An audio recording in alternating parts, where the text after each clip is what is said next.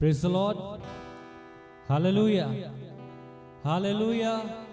सभी बोले मिलके हालेलुया। आइए मिलके परमेश्वर के नाम को महिमा देंगे। आज इस बार डेली वेयर में फिर प्रभु ने हमें मौका दिया कि हम इकट्ठे होकर उसके नाम को महिमा दें, उसके नाम की जयकार करें। तो आइए मिलके इस शाम के समय में प्रभु को धन्यवाद देते हुए अपने सरों को झुकाएं और अपने आप को प्रभु के सम्मुख के समय समर्पित भाव के साथ लेके आए। आइए हम प्रार्थना करेंगे। अनुग्रहकारी दयालु स्वर्गीय पिता, बड़ी विनम्रता के साथ अपने सर को झुकाए हम तेरे पास आते हैं।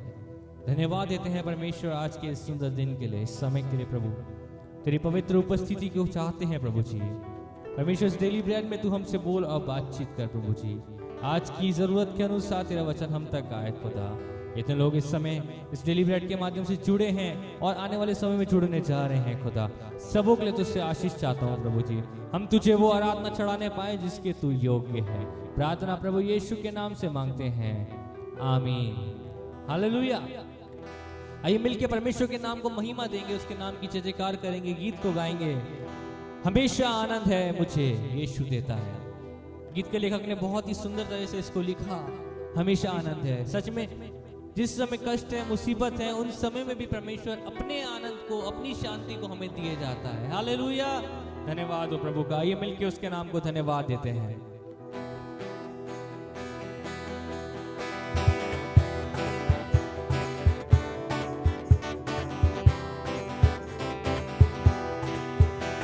हमेशा आनंद है मुझे यीशु देता है। हमेशा हमेशा आनंद है मुझे यीशु देता है। तो आओ मिलकर उसकी स्तुति करें हम। तो आओ मिलकर उसकी स्तुति करें। हालेलुया, हालेलुया, आनंद है। हालेलुया, आनंद है। हाँ, हालेलुया, आनंद है। हालेलुया, आनंद है।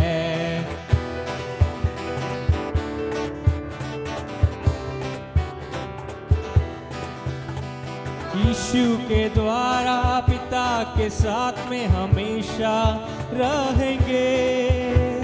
यीशु के द्वारा पिता के साथ में हमेशा रहेंगे।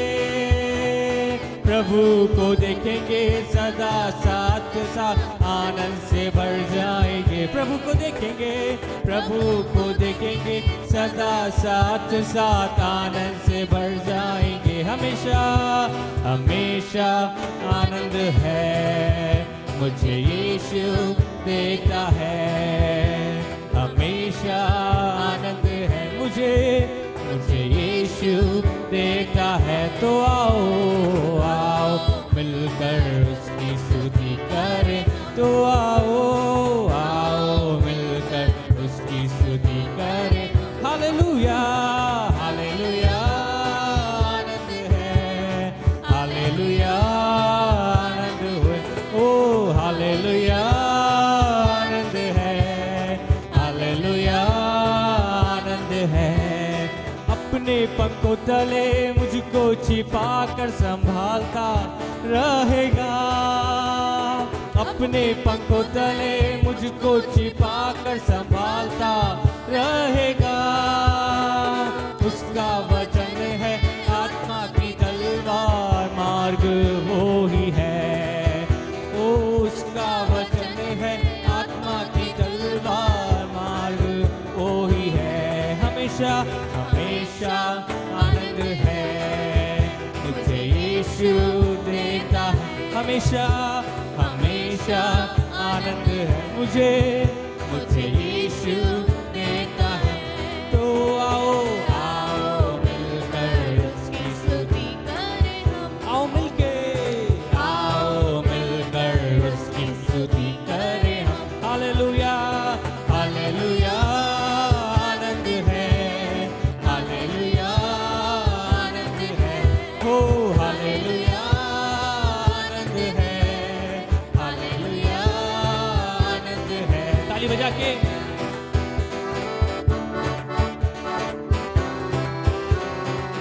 हर रास्ते में, हर रास्ते मुझको बचाने फरिश्ते मेरे लिए, हर रास्ते में मुझको बचाने फरिश्ते मेरे लिए, ना लगे पत्थर पाँव में मेरे हाथों में उठाएंगे, ना लगे पत्थर पाँव में मेरे हाथों में उठाएंगे। हमेशा हमेशा आनंद है मुझे यीशु देता, हालेलुया, हमेशा आनंद, ओ स्तुति हो मुझे यीशु देता है। तो आओ आओ मिलकर उसकी स्तुति करें, तो आओ आओ मिलकर उसकी स्तुति करें। हालेलुया हालेलुया आनंद है, हालेलुया आनंद है, हालेलुया आनंद है, आनंद है, हालेलुया हालेलुया हालेलुया आनंद है, हालेलुया आनंद है, आनंद है, हालेलुया आनंद है, आनंद है, हालेलुया आनंद है, हालेलुया आनंद है। ओ स्तुति हो, हालेलुया आनंद है। अपने हाथ को उठा के उस परमेश्वर पिता को धन्यवाद दें, उसकी स्तुति करें, उसके नाम की जय जयकार करें। वो योग्य है, वो योग्य है सारे आदर के, वो योग्य है स्तुतियों के। ओ स्तुति हो वे प्रभु, आराधना हो।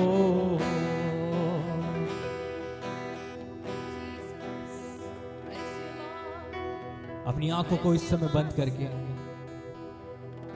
अपने ध्यान को प्रभु की ओर लगाते हैं।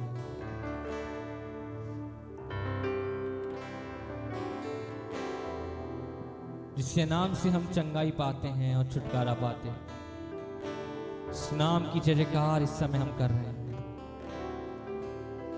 आइए पूर्ण एकाग्र चित्ता के साथ में उसे आराधना चढ़ाएं।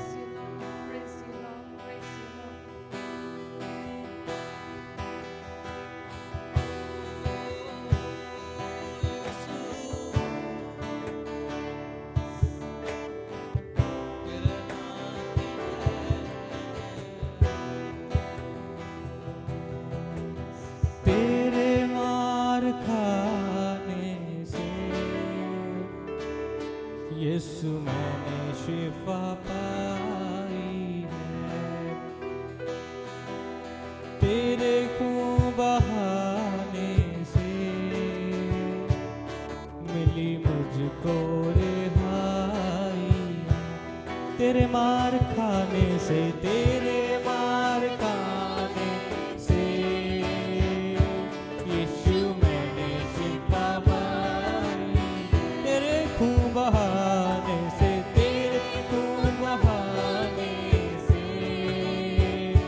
मिली मुझको रिहाई है।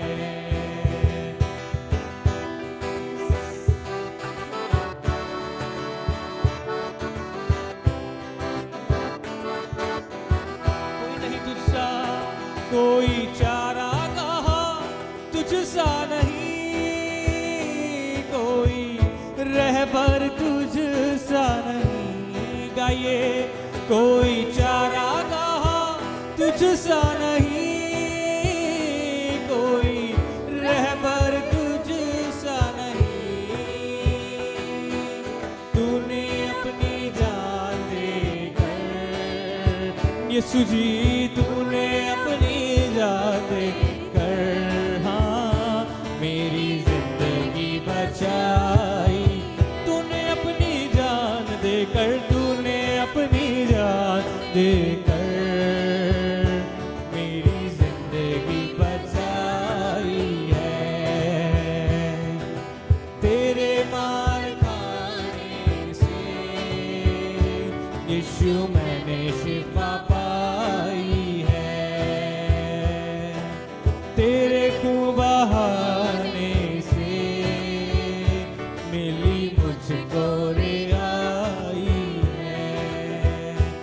तूने वादा अपना कर दिया है, तूने पाकर उसे भर दिया है। गाइए, तूने वादा अपना कर दिया है, तूने पाकर उसे भर दिया है, तूने वादा अपना कर दिया है, तूने पाकर उसे भर दिया है, तूने वादा अपना कर दिया है, तूने पाकर उसे भर दिया है। तूने मेरे कदमों को, तूने मेरे कदमों को आसमानी राह दिखाई है, तूने मेरे कदमों को हालेलुया आसमानी राह दिखाई। तेरे मार खाने से, तेरे मार खाने से यीशु जी, यीशु मैंने शिफा पाई। तेरे खून बहाने से, तेरे खून बहाने से मिली मुझको रिहाई है। यीशु मैंने शिफा पाई है, मिली मुझको रिहाई। यीशु जी, यीशु मैंने शिफा पाई है, मिली मुझको रिहाई है। तेरे मार खाने से यीशु मैंने शिफा पाई है। ये अपनी आंखों को इस समय बंद करें, अपने सरों को परमेश्वर के सम्मुख झुकाएं। इस समय हम प्रार्थना में जाएंगे। सिस्टर ग्रेसी प्रार्थना में अगुवाई करें। प्रेमी दयालु अनुग्रहकारी पिता परमेश्वर, हम आपके चरणों में आते हैं। आज शाम के समय में आपको शुक्रिया अदा करते हैं कि हम निकले गए तेरे महान अनुग्रह का फल है खुदा। तूने हमें जीवितों की में जीवित और भला चंगा रखा, इसलिए हम तुझे धन्यवाद देते हैं प्रभु जी। पूरा विश्व प्रभु जी कोविड-19 से प्रभु पीड़ित है प्रभु जी, परंतु तूने हमें प्रभु संभाल के रखा, इसलिए हम तेरा शुक्रिया अदा करते हैं प्रभु जी। और तूने आज के दिन को दिखाया था कि हम तुझे धन्यवाद की आराधना चढ़ा सके खुदावर। तू भला परमेश्वर है प्रभु जी, और हमारी प्रार्थनाओं को सुनकर उसका उत्तर देता, इसलिए हम तेरा धन्यवाद देते हैं प्रभु जी। प्रभु हम तुझसे प्रार्थना करते हैं, आगे की आराधना को आपके हाथों में सौंपते हैं खुदावन। आपके दास जब प्रभु वचन की मनानी करते हैं, उनके मुख से तेरा अभिषेक बहे खुदावन। प्रभु जी जब वो बोले प्रभु, तो आपका अभिषेक उनके द्वारा प्रभु लोगों से बातचीत करे खुदा। हम तुझसे ऐसी प्रार्थना करते प्रभु कि उनके ऊपर आपका अभिषेक उड़ेला जाए खुदावन। प्रभु हम आपसे प्रार्थना करते हैं प्रभु, सुनने वाले कान आशीषित हो जाए खुदावन। सुनने वाले कान प्रभु जी, सुनने वाला एक एक घर प्रभु जी आशीषित हो जाए प्रभु जी, क्योंकि प्रभु ये वचन प्रभु जी लोगों के घरों में पहुंच रहा है प्रभु, और लोगों के घरों से दूसरे घरों में पहुंच रहा है प्रभु। हम उनके उद्धार और कल्याण की घोषणाओं को करते हैं खुदावन। प्रभु यीशु के नाम से प्रभु जी उनके बंधनों को हम तोड़ते हैं खुदावन, और प्रभु तेरी सामत को प्रभु उस जगह में प्रकट होते हुए देखे प्रभु जी। प्रभु जी ये लॉकडाउन प्रभु अद्भुत काम करे प्रभु जी। प्रभु जी इस दौरान प्रभु जी लोगों के घरों में उद्धार और कल्याण ठहर जाए खुदावन। प्रभु हर एक बीमारी यीशु के नाम से जाती जाए प्रभु, और तेरे नाम की महिमा हमारे जीवन से होने बन जाए प्रभु। हर एक बातों में हम तेरा शुक्रिया अदा करते हुए प्रार्थना को मांगते आपके बेटे प्रभु यीशु मसीह के नाम से, आमीन।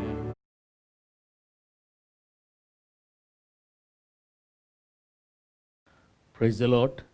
Mount Carmel church Ajmer YouTube channel से जुड़े हुए तमाम सब्सक्राइबर्स, दर्शकों को जल्द आने वाले प्रभु यीशु मसीह के मधुर और मीठे नाम में मैं हार्दिक अभिनंदन करता हूं। डेली ब्रेड कार्यक्रम में आशा करता हूं आप सब अच्छे होंगे और दिन भर प्रभु ने आपको संभाला है, और विशेष तौर से इस जो कोरोना का प्रभाव है उस दौरान प्रभु ने आपकी रक्षा और मदद की है।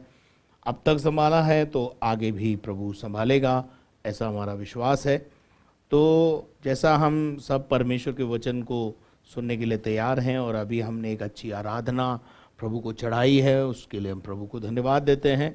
मेरे अजीज़ों, जब हम आत्मा और सच्चाई से उसका भजन करते हैं तो वो भजन परमेश्वर को ग्रहण योग्य होता है। और बाइबल में परमेश्वर का वचन कहता है, मैं ऐसे ही आराधकों को ढूंढता हूँ जो आत्मा और सच्चाई से मेरा भजन करते हो, मेरी आराधना करते हो, मेरी उपासना करते हो। दिखावे के लिए उपासना जो होती है वो नॉन एक्सेप्टेबल होती है, वो ग्रहण योग्य नहीं होती है। तो आइए आज शाम परमेश्वर के वचन को सुनने और समझने के लिए हम परमेश्वर के वचन में से निकालेंगे मत्ती रचित सुसमाचार उसका 8वां अध्याय। यीशु मसीह पहाड़ पे गया था 5वें अध्याय में, 8वें अध्याय में वो पहाड़ से नीचे उतर आया है और भीड़ उसके पीछे है। भीड़ से बचने के लिए ही यीशु पहाड़ पे गया था भीड़ को देखकर, और जब वहाँ से वो नीचे उतरा तो वापस जो है भीड़ अब उसके पीछे है। तो आइए हम परमेश्वर के वचन में जाएंगे। मत्ती रचित सुसमाचार 8वां अध्याय और उसके पहले पद को पढ़ेंगे और उसके बाद 14 पद से लेकर 17 पद तक पढ़ेंगे। जब वह उस पहाड़ से उतरा तो एक बड़ी भीड़ उसके पीछे हो ली। यीशु जब पतरस के घर आया तो उसने उसकी सास को ज्वर में पड़ी देखा। उसने उसका हाथ छुआ और उसका ज्वर उतर गया और वह उठकर उसकी सेवा करने लगी। जब संध्या हुई तब वे उसके पास बहुत से लोगों को लाए जिनमें दुष्ट आत्माएं थी, और उसने उन आत्माओं को अपने वचन से निकाल दिया और सब बीमारों को चंगा किया, ताकि जो वचन यशायाह भविष्यद्वक्ता के द्वारा कहा गया था वह पूरा हो। उसने आप हमारी दुर्बलताओं को ले लिया और हमारी बीमारियों को उठा लिया। Praise the Lord, hallelujah. अगर आप परमेश्वर के वचन को सुन रहे हैं तो ध्यान से सुनिएगा। और यहाँ लिखा है कि यीशु जब पहाड़ पर से नीचे उतर गया तो सबसे पहले एक कोढ़ी ने आकर उससे कहा कि हे प्रभु, तू चाहे तो मुझे शुद्ध कर सकता है, और यीशु मसीह ने उस कोढ़ी को शुद्ध कर दिया। उसके बाद एक व्यक्ति जो एक फौज का सूबेदार था वो यीशु के पास आया और अपने नौकर की चंगाई के लिए बोलने लगा। तो यीशु ने कहा, जा, तेरे विश्वास के द्वारा ये हो जाएगा। और वहाँ जब वो पहुँचा सूबेदार, तो घर में नौकर को उसने सही सलामत पाया। अब यीशु मसीह जो है अपने प्रिय चेलों के साथ पतरस नाम का एक जो चेला था उसके ससुराल के अंदर घर गया। और वहाँ जब यीशु मसीह गया तो वहाँ उस घर की परिस्थिति जो थी वो थोड़ी सी बिगड़ी हुई थी। मेरे अजीजों, आज आपके परिवार की परिस्थिति भी बिगड़ी हुई हो सकती है, लेकिन जब यीशु आएगा तो व्यवस्थित करेगा। मेरे अजीजों, बाइबल में यूहन्ना 10:10 में एक बात लिखी है, हम चाहेंगे कि उस आयत को इस समय हम पढ़ें। यूहन्ना 10:10 और 11। चोर किसी और काम के लिए नहीं, चोर किसी और काम के लिए नहीं आता, परंतु केवल चोरी करने और घात करने और नष्ट करने को आता और है। नष्ट करने को आता है। चोर काहे के लिए आता है? चोर कभी देने नहीं आता है, चोर केवल चुराने आता है। और आज मैं आपको बताना चाहता हूं, ये जो चोर है वो जो आता है तो वो अलग प्रकार का चोर है। ये आपका सोना चांदी ये नहीं चुराता है, ये आपकी नींद चुराता है, ये आपका चैन चुराता है, ये आपके घर में अशांति फैला देता है, एक दूसरे से लड़ा देता है, घर को घर नहीं रखता, घर को अव्यवस्थित कर देता। जब कभी आपने अखबार में फोटो देखा होगा कि जिस घर में चोर चोरी करके जाते हैं तो आपकी बेशकीमती चीज़ों को, कपड़ों को, वस्त्रों को, जिनसे आप बेहद प्यार करते हैं, अनशन फेंक के चले जाते हैं। उनको कोई लेना देना नहीं है। चोर का किसी घर से कोई लगाव नहीं होता। चोर का काम है उजाड़ना, चोर का काम है बर्बाद करना, आपका जीवन का कुछ भाग जो बहुत ज़्यादा कीमती है उसको चुरा लेना। और मैं आपको बताना चाहता हूं, आपके घर में आपका जो परिवार है, उस घर की शांति, उस घर का आनंद और उस घर के चैन जो सोने और चांदी से भी ज्यादा वैल्यूबल है,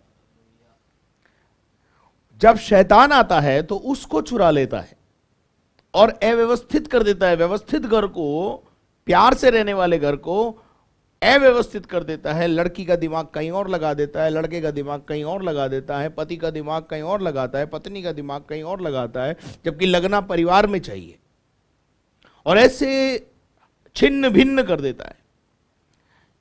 लेकिन जब यीशु जो हमारे घर का स्वामी है वो आता है तो सब कुछ व्यवस्थित करता है।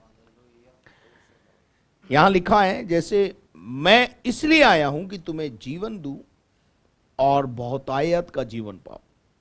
बहुतायत का जीवन क्या है? अबेंडेंट लाइफ क्या है? अबेंडेंट लाइफ में खुशियां हैं, बहुतायत का जीवन में शांति है, आनंद है, और ये शांति को छींटे नहीं आते हैं। शांति नदी की नाई परमेश्वर आपके लिए देता है।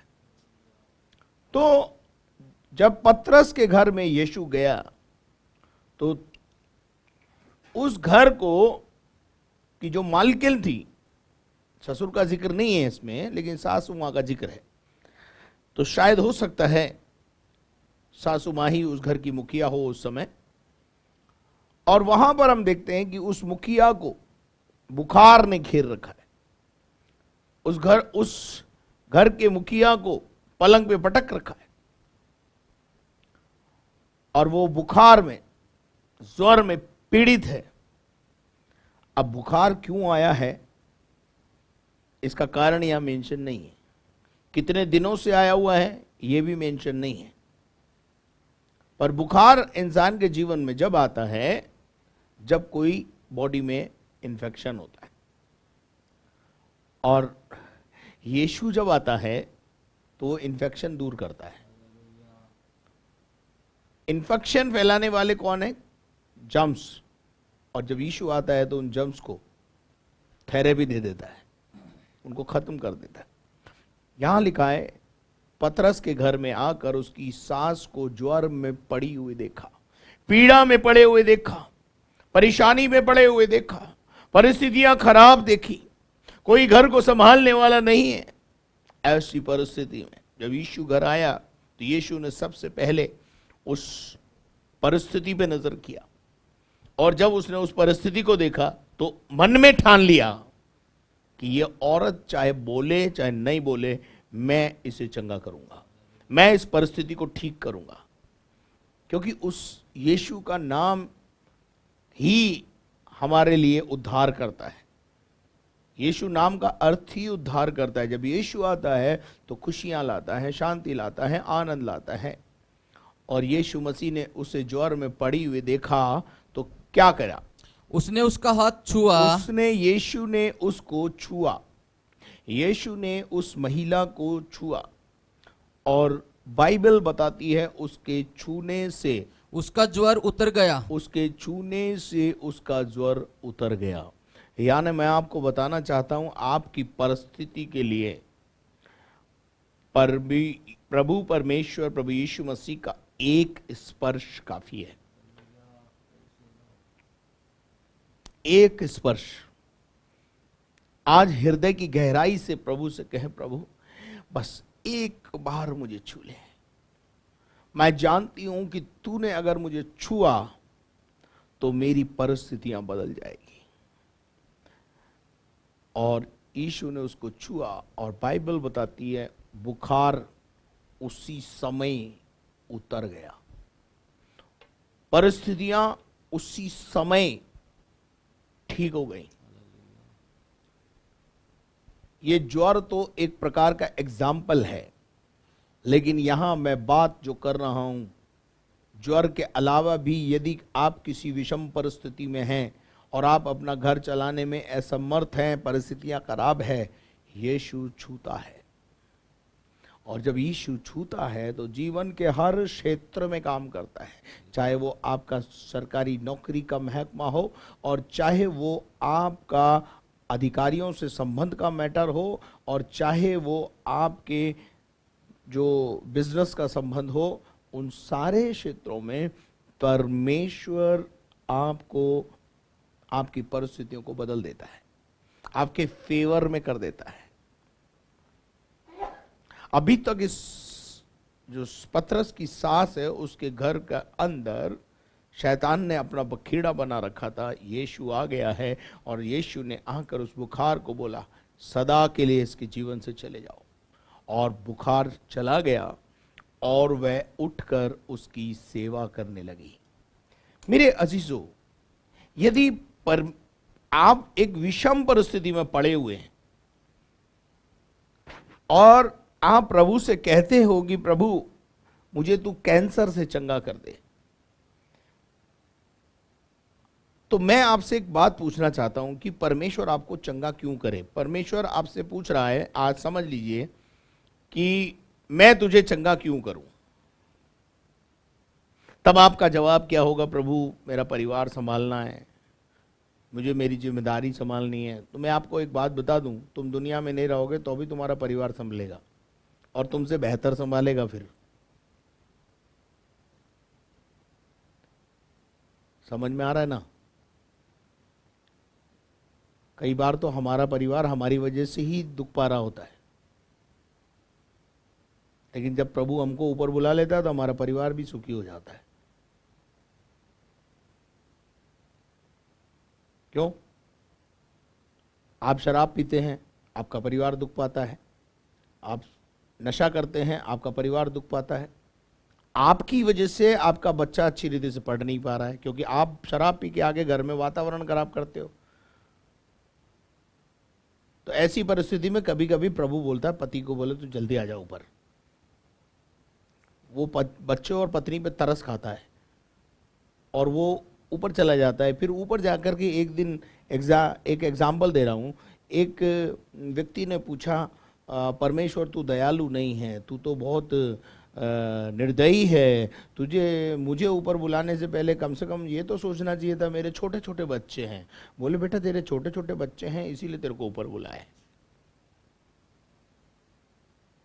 बोले क्या मतलब है? बोले हाँ देख तेरे जब तू इस दुनिया में था 50,000 की तू नौकरी करता था, 45,000 की तू दारू पी जाता था, 5,000 रुपये पत्नी के हाथ में देता था। उसमें वो बच्चे कितनी मुश्किल से पाल रही थी, पढ़ा रही थी उनको। बोले क्या बात करते हो? बोले वो सारा जो टंडा था वो तेरे वजह से ही था। तेरे वजह से तेरी पत्नी दुख पा रही थी, फटे को चीतड़े पहन के घूम रही थी, और तेरे बच्चे चीतड़े पहन के घूम रहे थे, और तेरे बच्चे जो हैं बिल्कुल हिंदी मीडियम स्कूल में पढ़ रहे थे। लेकिन आज मैं तुझे दिखाता हूँ, स्वर्ग से उसने एक घर दिखाया। बोले ये तेरी पत्नी और बच्चे का घर है। तो वो आदमी बोलता है तो हो ही नहीं सकता। बोले हो क्यों नहीं सकता? ये देख तेरी पत्नी है और तेरे ही बच्चे हैं, और देख तेरे बच्चे अब कार में जो है स्कूल जा रहे हैं और इंग्लिश मीडियम में जा रहे हैं। तेरी वजह से वो हिंदी मीडियम में थे और पैदल जाते थे। बोले क्या बात कर रहे हो? ये सब मेरी वजह से था। बोले हाँ तेरी वजह से था। तो बोले ये हालात कैसे सुधरे? बोले देख तेरे को ऊपर बुलाया मैंने, नीचे तेरी जगह तेरी पत्नी को नौकरी मिली। तेरी पत्नी को जब नौकरी मिली तो तेरी पत्नी ने अपने बच्चों को गवर्नमेंट स्कूल से निकाल करके और जो है इंग्लिश मीडियम में डाल दिया। अब देख तेरे बच्चे कितने टाई टुई सूट साट पहन करके जाते हैं। तो हालात सुधरे कि बिगड़े? बोले सुधरे। तो बोले किसकी वजह से खराब थे? तो बोला हाँ मेरी वजह से खराब थे। तो कह रही है तो मैं आपको एक एग्जाम्पल दिया है ताकि आप समझ जाएं कि कई बार आपकी परिस्थितियां कहीं आपकी वजह से ही तो खराब नहीं हो रही हैं। तो हम देखते हैं यहाँ पर ज्वर उतर गया और वो उसकी सेवा करने लगी। तो मैं पूछ रहा था कि कभी कभी परमेश्वर हमसे पूछता है, मैं तेरी परिस्थिति क्यों बदलूं, मैं तेरा बुखार क्यों ठीक करूं, मैं तुझे चंगाई क्यों दूं, मैं तेरे कैंसर को क्यों दूर करूं? तो आपके पास कोई जवाब नहीं होता। प्रभु तू तो जानता है मेरे छोटे बच्चे, उनके लिए तू मुझे चंगा कर दे, ऐसा आप जवाब देते हैं। लेकिन पतरस की सास का जवाब बिल्कुल ठीक है और उसने उसको क्रियान्वित भी किया। वो उठकर उसकी सेवा करने लगी। आपको प्रभु चंगा इसलिए करता है कि आप चंगाई प्राप्त करने के बाद उसकी सेवा करें। आप चंगाई पाने के बाद, मान लीजिए परमेश्वर से आपने कहा प्रभु मुझे मेरा कैंसर दूर कर दे, और परमेश्वर ने आपका कैंसर दूर कर दिया, और कैंसर दूर होने के बाद आप स्मोकिंग कर रहे हैं, सिगरेट पी रहे हैं, शराब पी रहे हैं और वापस उसी रास्ते पे जा रहे हैं, तो परमेश्वर ने आपको जो चंगा किया या आपकी परिस्थिति को ठीक किया, तो उससे परमेश्वर को और परमेश्वर की सेवा को क्या लाभ हुआ? इसलिए चाहिए ये कि जब आप परमेश्वर से प्रार्थना करते हैं कि हे प्रभु मुझे तू छू और मुझे चंगा कर, मेरी परिस्थितियों को बदल, तो आपकी प्रार्थना में यह होना चाहिए कि हे प्रभु तू अगर मेरी परिस्थितियों को बदल देगा, मैं जीवन भर तेरी सेवा करूंगा। मेरे आज़ीज़ों, मैं 1994 में जब पलंग पर पड़ा हुआ था, तो पलंग पर पड़े हुए मेरी यही प्रार्थना मैंने प्रभु से की थी, प्रभु एक बार मुझे उठा के खड़ा कर, मैं जीवन भर तेरे लिए खड़ा रहूंगा। और लगभग 25 सालों से मैं प्रभु के लिए खड़ा हूं और प्रभु के लिए जी रहा हूं, प्रभु के राज्य के लिए जी रहा हूं, लोगों की सेवा करने के लिए जी रहा हूं, मानव सेवा के लिए जी रहा हूं। जो मैंने कहा, परमेश्वर ने मेरी परिस्थिति बदली, मेरे लिए चमत्कार किया, और उसके बदले मैं परमेश्वर की सेवा को दे रहा हूं। ये सांस उठकर टीवी नहीं देख रही है कि अच्छा करा प्रभु आपने मुझे चंगा करा, कम से कम मैं अपना सीरियल, प्रिय सीरियल देख लूं। आपके जीवन में जब परमेश्वर हस्तक्षेप करता है और आपकी परिस्थितियों को जब बदलता है, तो परमेश्वर भी आपसे कुछ अपेक्षा रखता है।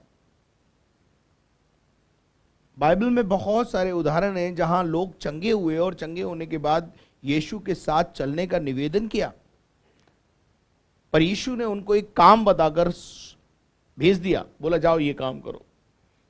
जैसा हमने पहले देखा था कि उस कोढ़ी को जो शुद्ध किया तो उसने कहा जाओ मूसा को व्यवस्था के अनुसार जो काम चढ़ावा चढ़ाना है वो चढ़ा के आओ। और उसके बाद हम देखते हैं कि एक 6000 दुष्टात्माओं के केस वाले व्यक्ति को जब चंगा किया, छुटकारा दिया, तो यीशु मसीह के से उसने आके कहा मैं तेरे पीछे हो लेना चाहता हूँ। यीशु ने कहा मेरे पीछे आने की जरूरत नहीं है, जा और लोगों को बता दे, तेरे रिश्तेदारों को बता दे, तेरे कुटुंबियों को बता दे कि मैंने तेरे लिए क्या किया है, ये मेरी सेवा है, और तू जाकर वो काम कर। अब यहां सांस उठी और उठ करके लिपस्टिक चिपस्टिक लगा के अपना काम नहीं कर रही है, फैशन करके बाजार में नहीं घूम रही है, वो उठकर उसकी कौन, यीशु की सेवा करने लगी। आपकी परिस्थितियां यदि प्रभु बदलता है तो आपका फर्ज और कर्तव्य बनता है कि आप उसकी सेवा करें। नौकरी छोड़ने के लिए नहीं बोल रहा हूं। बहुत सारे लोग मेरे भाषणों का गलत अर्थ लगा लेते हैं। नौकरी करते हुए, नौकरी के अंदर रहते हुए, नौकरी के क्षेत्र में, जिस क्षेत्र में आप हैं वहां पर आप उसके गवाह बने, उसकी सेवा करें। हालेलुया। अब अपन थोड़ा सा और आगे बढ़ते हैं। 16 पद में क्या लिखा है, पढ़िए। जब संध्या हुई और यीशु मसीह उसी जगह पर है अभी, और शाम हो गई है, और जब संध्या हो गई तो क्या हुआ, तब वे उसके पास बहुत से लोगों को लाए। तब वो साहब चलो जी ये तो इवनिंग मीटिंग हो गई है कि इवनिंग कन्वेंशन क्रूसेड हो गया वहां पर, ठीक है ना। इवनिंग हुई, जब evening, when evening came, many who were demon possessed were brought to him. बहुत सारे दुष्टात्माओं से ग्रसित लोगों को यीशु के पास लाया गया। Are you with me? क्या आप मेरे साथ हैं? जिनकी परिस्थितियां खराब थी, उनको पतरस की सास ने इंफॉर्मेशन दे दी। मैं सोचता हूं इस संध्या की शाम को जो मीटिंग अरेंज हो गई है यीशु के लिए, या क्रूसेड अरेंज हो गया, ये सासू माँ का ही काम होगा। सासू ने चारों तरफ खबर भेज दी है, दूतों को भेज दिया है कि आज शाम को आ जाओ, आप जितने लोग दुखी हैं, परेशान हैं, दुष्टात्माओं से ग्रसित हैं और जादू टोने से परेशान हैं, वो सब के सब आज शाम को मेरे घर आ जाओ। वहां यीशु आया है जिसने मेरी परिस्थितियों को बदला है, वो आपकी परिस्थितियों को भी शाम को बदल देगा। क्या आप मेरे साथ हैं? There was arranged a big crusade. बहुत सारे लोग, थोड़े नहीं, मैं समझता हूं उस गांव के, उस शहर के पूरे लोगों को इस एक महिला ने अपनी परिस्थितियां बदल गई हैं, बदल गई है। मैं बुखार में पड़ी थी, उसने मुझे छुआ, मैं चंगी हो गई, तुम भी आ जाओ, तुमको भी छुआ दूंगी, तुम उसको छू लेना, वो तुम आओगे तो परिस्थिति बदल जाएगी, परिस्थिति बदल जाएगी। मेरे अजीजों, जिनकी परिस्थितियां बदल गई हैं, उनका फर्ज और कर्तव्य बनता है कि वो यीशु की सेवा के लिए लोगों को ये बताएं कि मेरी परिस्थितियां बदली है, तुम्हारी भी बदल जाएगी। और वहां लिखा है, पढ़िएगा 16 पद को फिर से पढ़े। तब संध्या हुई और वे उसके पास बहुत सारे लोगों को, जिनमें दुष्ट आत्माएं थी, जिनके अंदर शैतान का साम्राज्य था, और उन से उन आत्माओं को अपने वचन से निकाल दिया। काई से निकाल दिया? वचन से। यीशु बोलता था, दुष्ट आत्माएं उसका कहना मानती है। अब आप बोलेंगे साहब यीशु बोलता था तो दुष्ट आत्माएं कहना मानती थी। उसी यीशु ने हमसे कहा है, तुम मुझसे भी बड़े बड़े कार्य करोगे। और वो अधिकार यीशु मसीह अपने साथ लेके नहीं गया।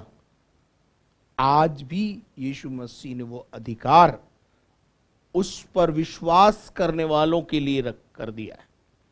अब देखिए, अगर आप देखेंगे यीशु मसीह ने मरकुस रची सुसमाचार उसके 16वां अध्याय और उसके 16 पद में क्या कहा? जो विश्वास करे और बपतिस्मा ले, यानी जल का स्नान करे, और जो विश्वास करे, पहली बात विश्वास करे और बपतिस्मा ले, और पवित्र संस्कार को ग्रहण करे, नामदान ले, उसी का उद्धार होगा। पहली बात उसका उद्धार होगा। परंतु जो विश्वास न करेगा, जो विश्वास नहीं करेगा, वह दोषी ठहराया जाएगा। दोषी ठहराया जाएगा। आगे, विश्वास करने वालों में, विश्वास जो करेगा, जल संस्कार जो लेगा, उद्धार जो पाएगा, उसमें ये चिन्ह होंगे कि वे मेरे नाम से दुष्ट आत्माओं को निकालेंगे। केवल पास्टर दुष्ट आत्मा निकालेगा ऐसा लिखा है? हेलो सुनने वालों, हर वो विश्वासी जो यीशु मसीह पर विश्वास करता है, उद्धार पाता है, उद्धार पाए हुए व्यक्ति में ये चिन्ह होंगे कि वो दुष्ट आत्माओं को क्या करेगा? निकालेगा, और नई नई भाषा बोलेंगे, नई नई भाषा बोलेंगे, सांपों को उठा लेंगे, सांपों को उठा लेंगे, और यदि वे प्राणनाशक वस्तु भी पी जाएं, तो भी उनकी कुछ हानि न होगी, और वे बीमारों पर हाथ रखेंगे, लिसन केयरफुली, और वे चंगे हो बीमारों जाएंगे। पर हाथ रखेंगे। अब जब हम हाथ रखते हैं तो लोग बोलते हैं रैकी करता है, पता नहीं क्या क्या बोलते रहते हैं।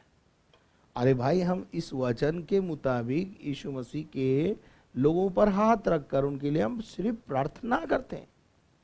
और मैं आपको बताऊं, हम तो हाथ नहीं रखते हैं तब भी काम होता है। क्यों? जिसने अपने वचन को द्वारा लोगों को चंगा कर दिया। वचन जो मुंह से निकलता है उसमें सामर्थ है। वो वचन जो लिखा हुआ है, और जो लिखा हुआ वचन जब हम मुंह से निकालते हैं, बोलते हैं, हमारे अंदर से बाहर आता है, तो वो खाली नहीं लौटता है। वे बीमारों पर हाथ रखेंगे और बीमार चंगे हो जाएंगे। वे मुंह से बोलेंगे और काम हो जाएगा। परमेश्वर ने इस पूरी सृष्टि को हाथ से नहीं बनाया है, सिर्फ मुझे हाथ से बनाया है। बाकी सारी सृष्टि को मुंह के वचन से बनाया है। उत्पत्ति का पहला अध्याय और उसके पहले 4 आयतों को आप पढ़ेंगे तो आपको वहां पर अंदाज लगेगा कि परमेश्वर ने कहा और हो गया। आदि में परमेश्वर ने हाँ आकाश और पृथ्वी की सृष्टि की। हाँ, पृथ्वी बेडोल और सुनसान पड़ी थी आगे और गहरे जल के ऊपर अंधियारा था। हाँ, तब परमेश्वर का आत्मा हाँ, जल के ऊपर मंडराता था। तीसरा जब परमेश्वर ने कहा, देखिए यहां लिखा है परमेश्वर ने कहा, गॉड सेड।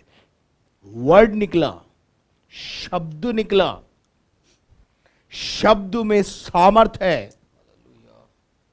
बोलने वाला प्रभु की प्रेरणा से बोले, आत्मा की प्रेरणा से बोले। उजियाला हो तो उजियाला हो गया। और परमेश्वर ने उजियाले को देखा हाँ, कि अच्छा है, और परमेश्वर ने उजियाले को अंधियारे से अलग किया। आगे और परमेश्वर ने उजियाले को दिन और अंधियारे को रात कहा। हाँ, तथा सांझ हुई, फिर भोर हुआ। इस प्रकार पहला दिन हो गया। आगे फिर परमेश्वर ने कहा, फिर परमेश्वर ने कहा, कहा यानी वर्ड निकला, सेड। मैं आपको बताना चाहता हूं वचन में सामर्थ है। और यहां लिखा है और आत्माओं को उसने, उन आत्माओं को, उन दुष्ट आत्माओं को अपने वचन से निकाल दिया। भजन संहिता 107 का 20 अगर आप पढ़ेंगे तो वहां आपको मालूम पड़ेगा कि परमेश्वर का वचन हमको क्या कहता है। पढ़िएगा, वह अपने वचन के द्वारा, वो अपने वचन के द्वारा उनको चंगा करता है। उनको, किनको, जो बीमार होते हैं उनको क्या करता है, चंगा करता है। वचन को आप अजमेर में बोलेंगे, दिल्ली में काम करेगा। दिल्ली में बोलेंगे, अमेरिका में काम करेगा, इंग्लैंड में काम करेगा। वचन को यू कांट स्टॉप। और जब वचन भेजा जाता है, वचन जब भेजा जाता है तो वचन काम करता है। वहां लिखा है वो अपने वचन को भेजकर लोगों को क्या कर देता है, चंगा करता है। चंगा करता है। हालेलुया। और जिस खड्डे में वो पड़े हैं, जिस परिस्थिति में वो पड़े हुए हैं, उससे उन्हें निकालता है। वचन परिस्थितियों को बदल देता है। हालेलुया। वचन परिस्थितियों को बदल देता है। Praise the Lord. वचन क्या करता है, परिस्थितियों को बदल देता है। तो हम अपनी परिस्थितियों को अगर बदलना चाहते हैं तो हम इस वचन पर विश्वास करें, वचन को क्लेम करें। और जब आप वचन को क्लेम करना सीख जाएंगे तो आपके लिए अद्भुत कार्य भी होने लगेगा। आप मेरे साथ हैं? एक आयत और निकाल के पढ़ेंगे, नीति वचन 13 अध्याय उसका 13 पद।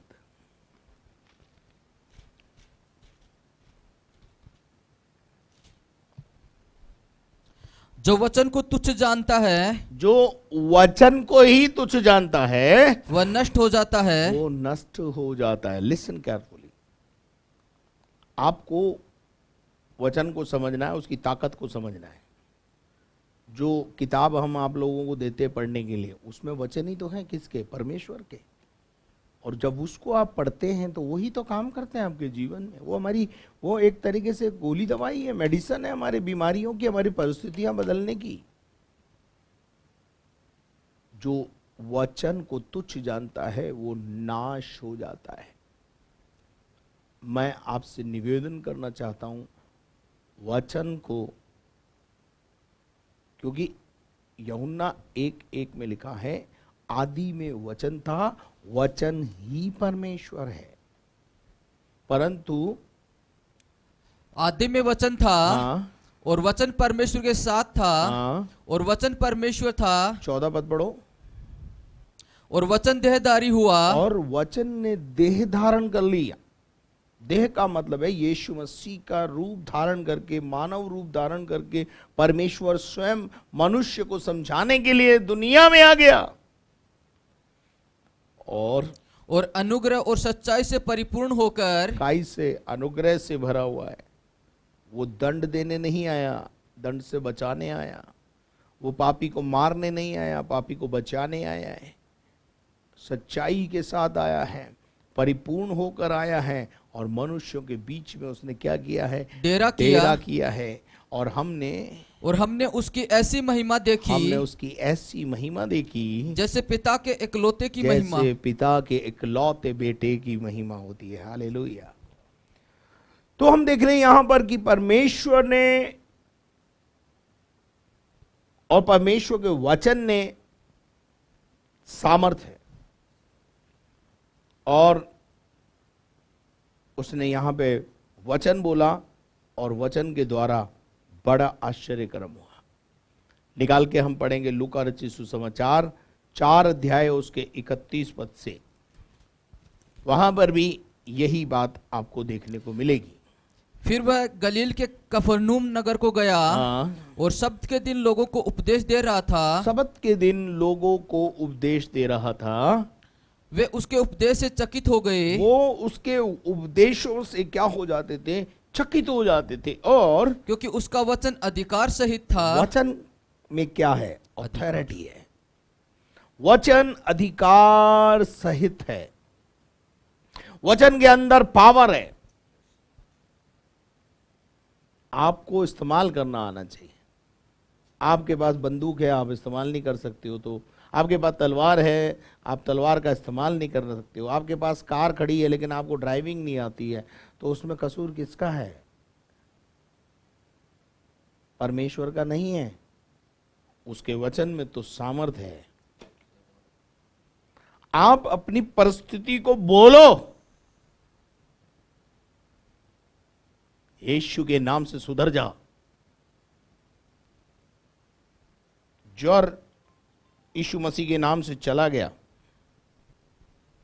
ज्वर यीशु के नाम से चला गया।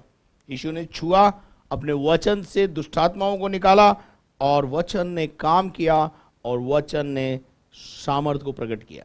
वचन अधिकार सहित था। और पढ़ो ब्रदर आगे। आराधनालय में एक मनुष्य था। आराधनालय में एक मनुष्य था जिसमें अशुद्ध आत्मा थी। और वह ऊंचे स्वर से चिल्ला उठा, हे यीशु नासरी, हमें तुझसे क्या काम? क्या तू हमें नष्ट करने आया है? मैं तुझे जानता हूं, तू कौन है? कौन जानता है? दुष्टात्माएं जानती हैं कि तू कौन है। अच्छा भाई बता, तू कौन है? तो क्या बोल रही दुष्टात्मा? तू परमेश्वर का पवित्र जन है। तू कौन है? तू खुदा का बेटा है, तू खुदा का जन है।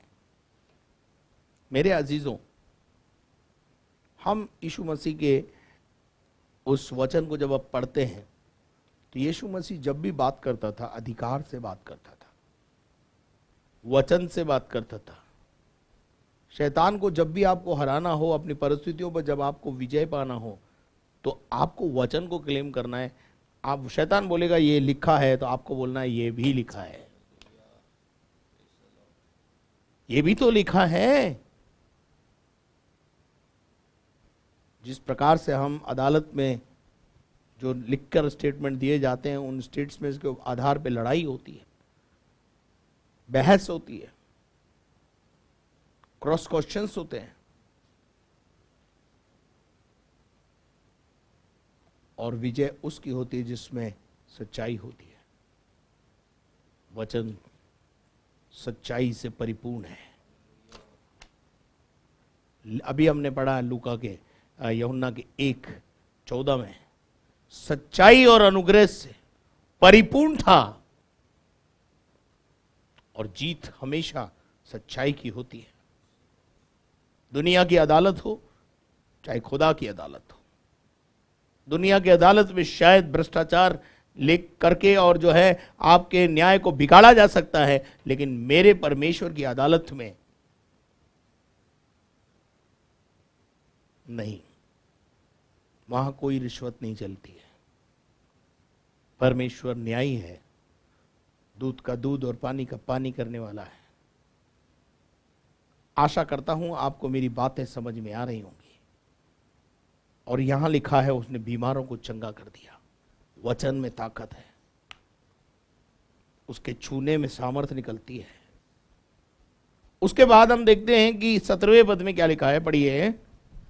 ताकि जो वचन यशायाह भविष्यद्वक्ता के द्वारा कहा गया था। क्यों यीशु मसीह ने ऐसा किया? वचन बोलकर क्यों निकाला? क्योंकि बाइबल का परमेश्वर यीशु मसीह जो है वो भविष्यद्वक्ताओं की बातों को पूरा करने के लिए आया है। और वहां लिखा है उसने ये बात इसलिए कही क्योंकि भविष्यद्वक्ता के द्वारा कहा गया वो पूरा हो कि उसने हमारी दुर्बलताओं को क्या कर लिया है, हमारी कमजोरियों को अपने ऊपर ले लिया है, हमारी दुर्बलताओं को अपने ऊपर ले लिया है और हमारी बीमारियों को क्या कर लिया है, उठा लिया है। उसके पास अधिकार है, यीशु के पास अधिकार है।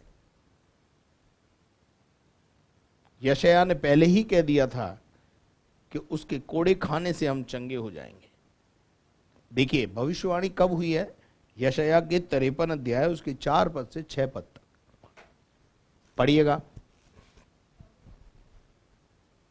निश्चय उसने हमारे रोगों को सह लिया, निश्चय उसने हमारे रोगों को सह लिया, और हमारे वो हमारे लिए बीमार बन गया, वो हमारे लिए जख्मी बन गया, और हमारे दुखों को उठा लिया। हमारे दुखों को उसने उठा लिया। और तो भी हमने उस परमेश्वर को मारा, हाँ कूटा हाँ और दुर्दशा में पड़ा हुआ समझा। हाँ, उसको हमने, परमेश्वर को हमने समझा ही नहीं। उसने हमारे लिए इतना बड़ा आश्चर्य कर्म किया, उसने हमारे उद्धार के लिए रास्ता खोल दिया, हमारी चंगाई के लिए उसने कोड़े खा लिए, वो मार खा गए, दुखी हुआ हमारे लिए, लेकिन हमने उसे समझा ही नहीं। परंतु वह हमारे अपराधों के कारण घायल किया गया। जैसे यह कहता है वो किसी और के लिए घायल नहीं हुआ, मेरे लिए घायल हुआ है, हमारे लिए, दुनिया के मानव जाति के लिए घायल हुआ है। और वह हमारे अधर्म के कामों के कारण कुचला गया। उसे क्रूस पर इसलिए चढ़ा दिया गया कि वो हमारे अधर्म के पापों को लेकर के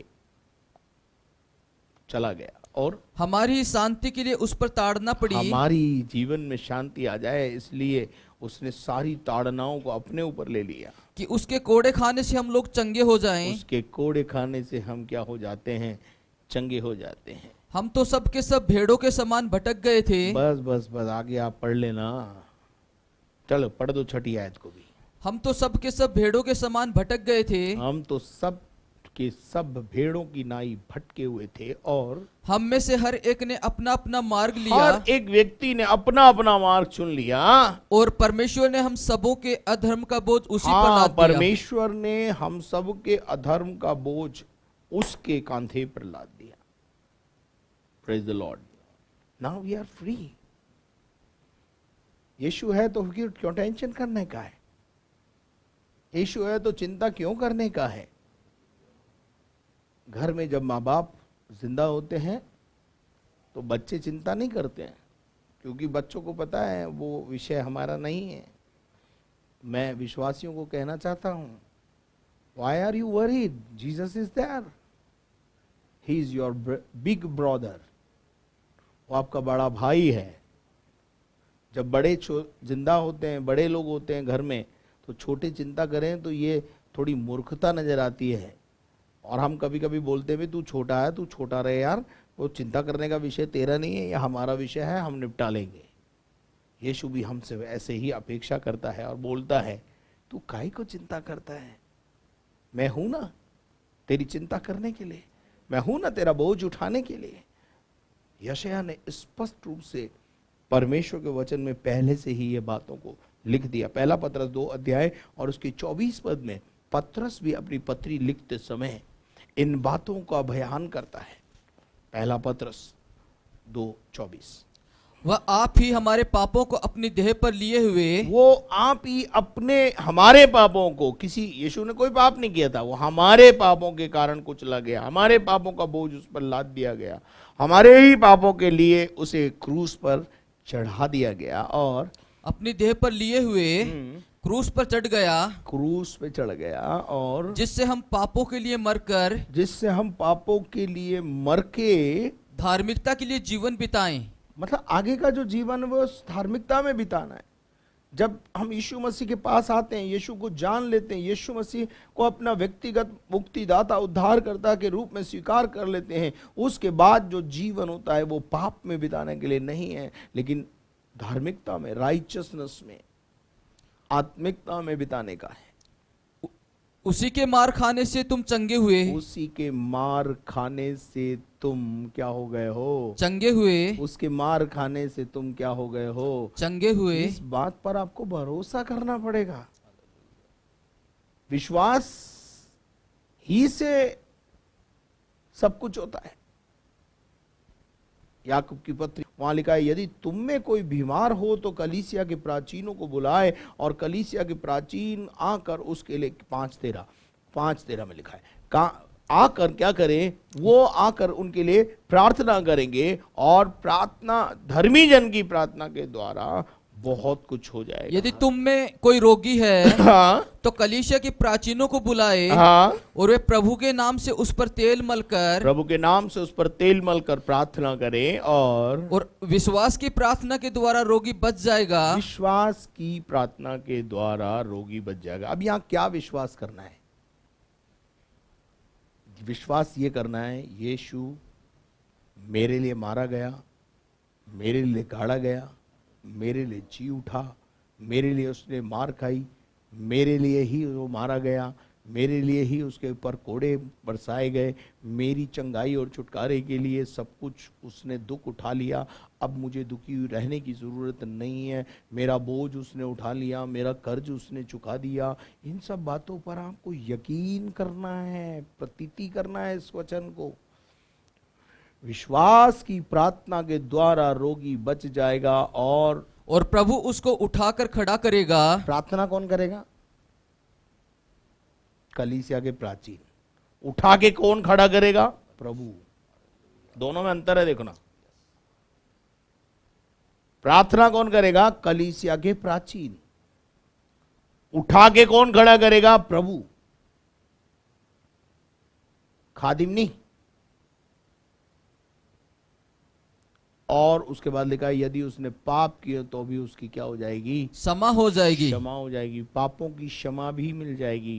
प्राचीनों के हाथ रखने के द्वारा, प्राचीनों की प्रार्थना के द्वारा, मध्यस्थता की प्रार्थना के द्वारा पाप की क्षमा भी मिल जाती है। और इसलिए तुम आपस में एक दूसरे के सामने अपने अपने पापों को मान लो आगे और एक दूसरे के लिए प्रार्थना करो, आगे जिससे चंगे हो जाओ। जिससे तुम क्या हो जाओगे? चंगे हो जाओ। जाओगे। और धर्मी जन की प्रार्थना के प्रभाव से बहुत कुछ हो सकता है। धर्मी की प्रार्थना के प्रभाव से बहुत कुछ हो सकता है।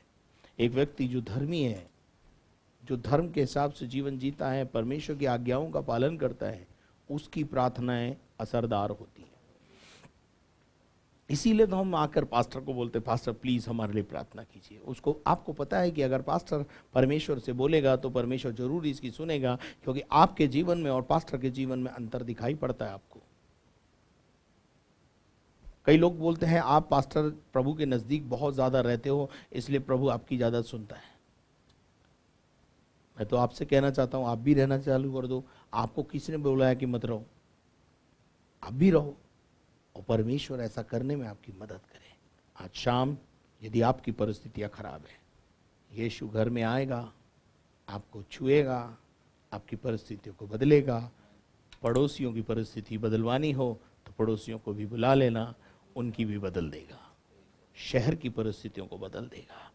संसार की परिस्थितियों को बदलने की सामर्थ्य रखने वाला प्रभु यीशु मसीह आज भी लोगों को छूता है और परिस्थितियां बदल देता है। अगर आप चाहते हैं कि आपके लिए प्रार्थना की जाए, आइए अपनी आंखों को बंद करें, हम आपके लिए प्रार्थना करेंगे। हमारे जीवित और महान परमेश्वर, तेरे पुत्र यीशु मसीह के द्वारा तेरे पास आते हैं, तुझे धन्य धन्य धन्य कहते हैं और चाहते हैं कि तू आज हमारी परिस्थितियों को बदल दे। जिस प्रकार से तू पतरस के घर में गया और तूने पतरस की परिस्थितियों को बदल दिया, हमारी परिस्थितियों को भी बदल दे। और उस प्रभु यीशु मसीह के नाम से हम प्रार्थना करते हैं प्रभु जी, दिव्य चंगाई और छुटकारा घोषित करते हैं प्रभु जी।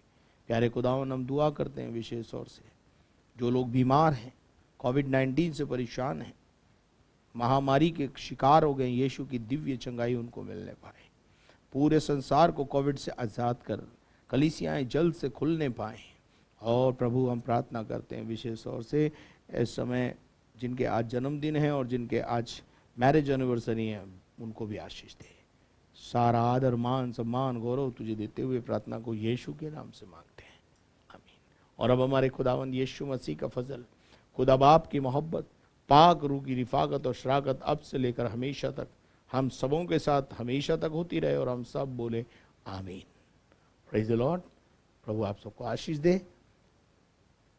यदि आपने हमारे चैनल को सब्सक्राइब नहीं किया तो सबसे पहले आप उसे सब्सक्राइब करें, बेल आइकॉन को दबाएं, शेयर करें, लाइक करें। और यदि आप प्रार्थना के निवेदन हमें देना चाहते हैं तो हमारे प्रार्थना टावर के नंबर स्क्रीन पर हैं, आप उनमें फ़ोन करके अपने प्रार्थना के निवेदन हमें देना चाहते हैं तो दे सकते हैं। हम आपके लिए प्रार्थना करेंगे, परमेश्वर आपकी परिस्थिति को बदलेगा। यदि आप इस सेवा के भाग बनना चाहते हैं, हमारे लिए प्रार्थना करें। साथ में यदि सेवकाई के अंदर आर्थिक सहयोग देने की इच्छा अगर आपके मन में है, प्रभु आपको उभारता है, तो आप अवश्य रूप से हमारे बैंक डिटेल्स को देखें और उनमें अपना धन डालकर प्रभु की महिमा के लिए हमारा सहयोग करें। Thank you. कल शाम शनिवार का दिन है, समय में तब्दीली है। शाम 4 बजे आपके साथ शिरकत हासिल करेंगे।